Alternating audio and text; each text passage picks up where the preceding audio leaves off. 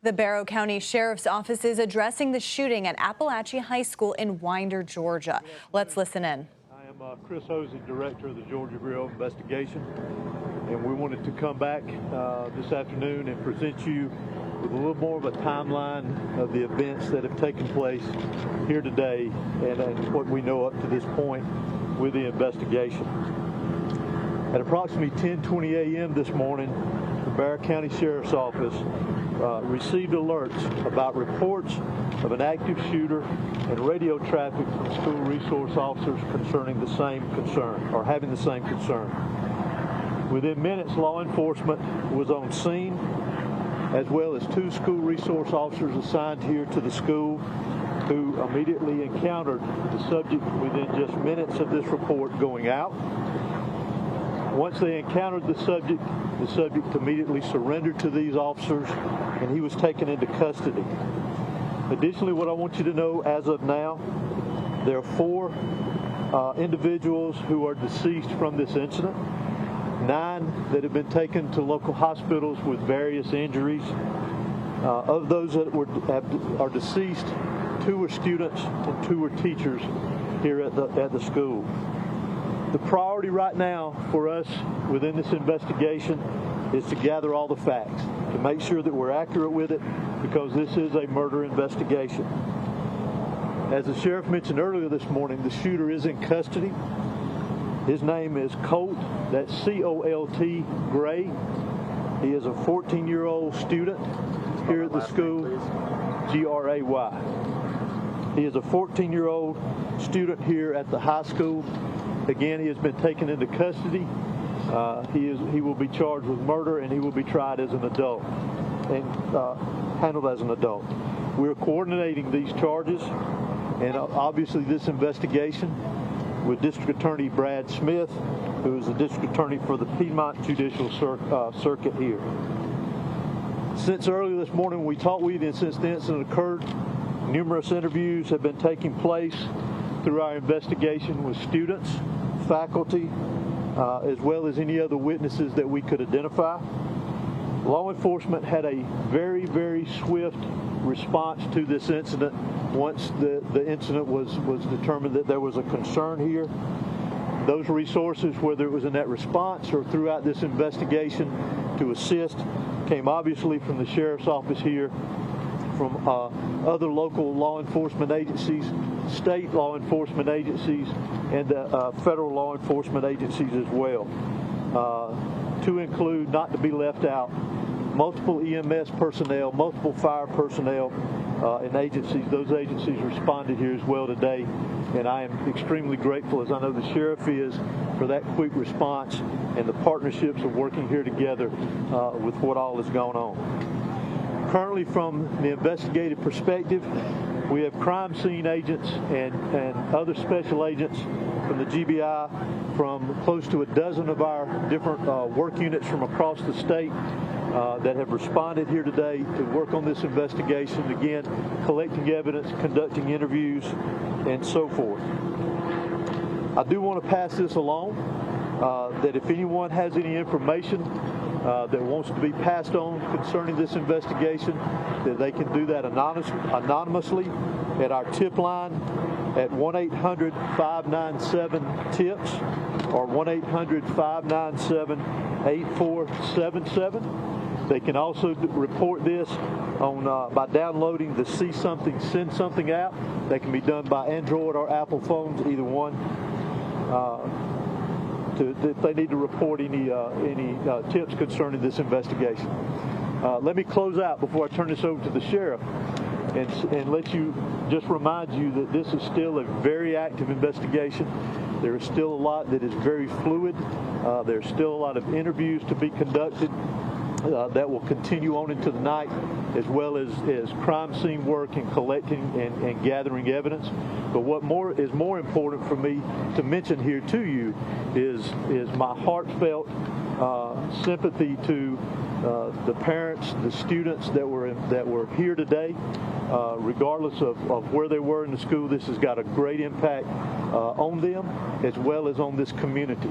My thoughts and prayers, along with everybody standing behind me in every law enforcement agency in this state, and many I will tell you around this country, they are in our thoughts and prayers. And we will continue with that.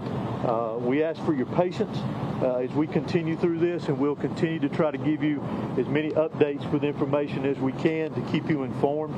But thank you for being here. I'm now going to turn it over to Bexar County Sheriff Judge Smith. Thank you. Director, would you spell your name, please? H-O-S-E-Y. Thank you. Good afternoon. I'm Sheriff Judge Smith of the Bexar County Sheriff's Office. I never imagined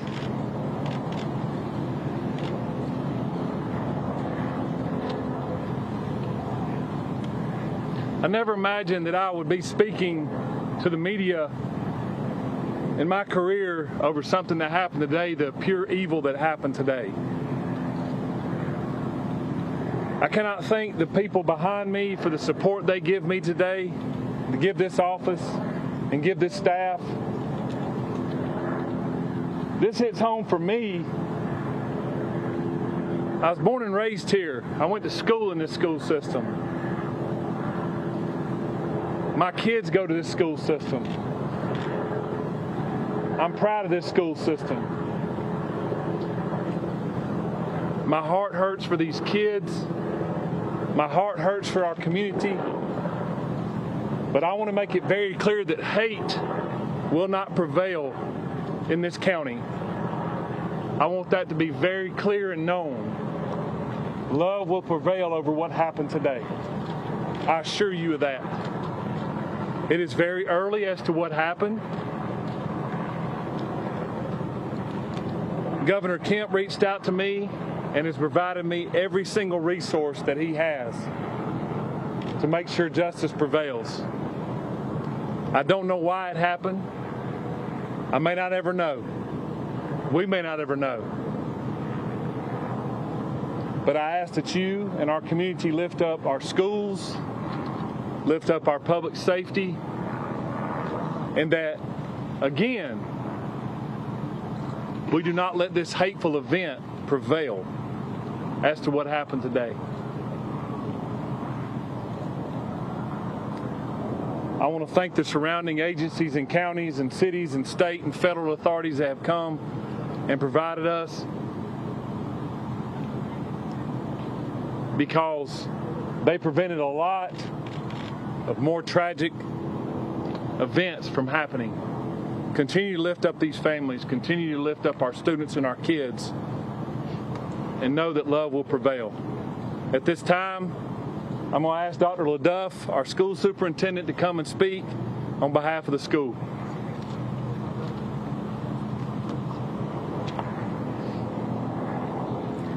Good afternoon. I'm Dallas LaDuff. I'm the superintendent of Bexar County School System.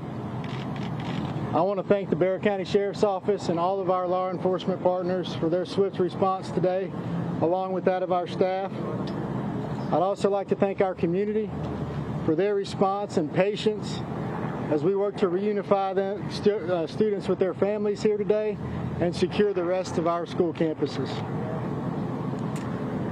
Our schools will be closed for the remainder of this week as we cooperate fully with law enforcement to get answers to the many questions that we all have about this incident here today. But as we are closed, our central offices will remain open, where we will have grief counseling available for our community every day this week and thereafter as we support each other through this terrible event. In closing, I just want to say to our community, as a school system, we are here for you, we support you, and we are ready to get you any support that you may need as we grieve through this together. Thank you. Sheriff, if you're saying hate will not prevail in this community, are you investigating this as some sort of hate crime? Well, shortly, if someone decides to take a firearm into a school where kids are given an education or entitled to an education and want to harm others, to me it's hateful. Sheriff, can you talk about the initial interaction between whoever was able to stop the shooter? Can you describe that to us? How did it go down? What exactly happened for us? Obviously, the shooter was armed, and our school resource officer engaged him. And the shooter quickly realized that if he did not give up, that it would end with an OIS, or an officer-involved shooting. He gave up, got on the ground, and the deputy took him into custody. Sheriff, any idea how the weapon got inside the school, and was there any warning that this was going to happen? Not that I'm aware of. Again, very early, and we're still looking into that, whether or not, or how he obtained it and how he got it into school. Sure. Have you been in touch at all with his parents or his family to learn more about what led up to these moments? We have.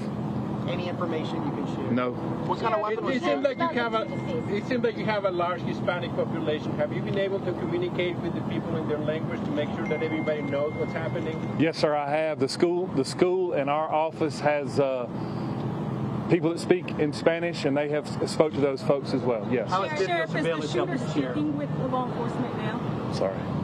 Is the shooter talking, and is he saying why? The shooter was interviewed, and he was speaking with our investigators earlier, along with the GBI. How is Sheriff, that can you say video why? surveillance? How is that helping the sheriff?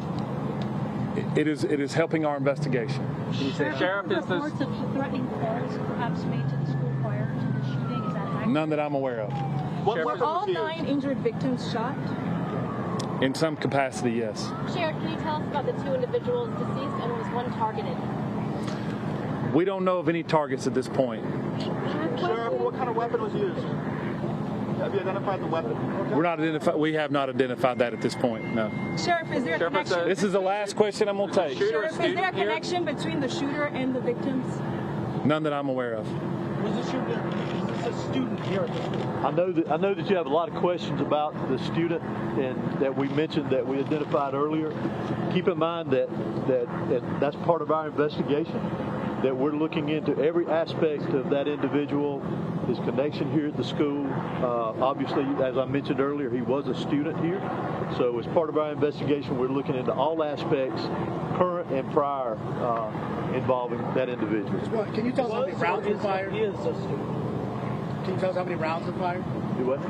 The shooter is a student, yes. When can we expect the We do not know how many rounds. Director, has that shooter had any past history with law enforcement?